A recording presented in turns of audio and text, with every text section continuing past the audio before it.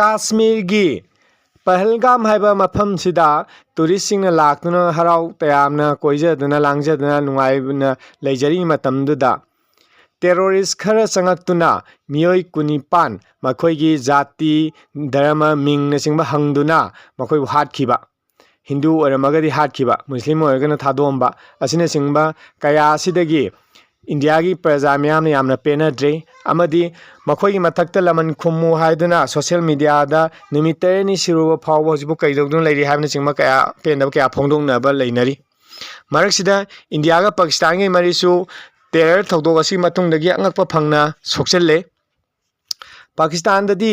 अकीबा फंगना मखोई लानमिसिंग कीबगी मोंग उन्नरी जेनेन कया अमा रिजेनेशन पेपर पिसनबगी वातोक लैखरे अमदी मखोई हौजिक हौजिक इंडिया ताइनबा बॉर्डर परिंगदा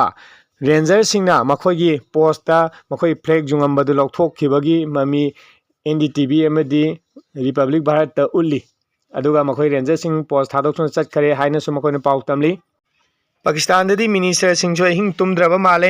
पाकिस्तान की मिनिस्टर नंग अहिंग पुंग नोंगामदाई पुंग अनि मखाई ताबा द्वाइदा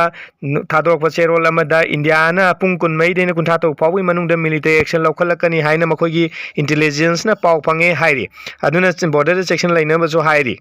अदुगा इंडिया दसु प्राइम मिनिस्टर नरेंद्र मोदी ने मिलिटरी सिंह फ्री हैंड पिखरे हाइबदी मखोइना पामा मोंगदा हमने पामा मतमदा मिलिटरी एक्शन लौखलु हाइखरे अदुना इंडिया पाकिस्तान की मरी से अदुग मतिक सोक्सल करी और याबगे आबदु येंगमिनसी मतम गाइमिनसी मैम चैनल असिबु नुंसिबिनु सब्सक्राइब तौसंबियु लाइक शेयर न चिम तौसंबियु न चुनो सिंगे थैंक यू ऑल।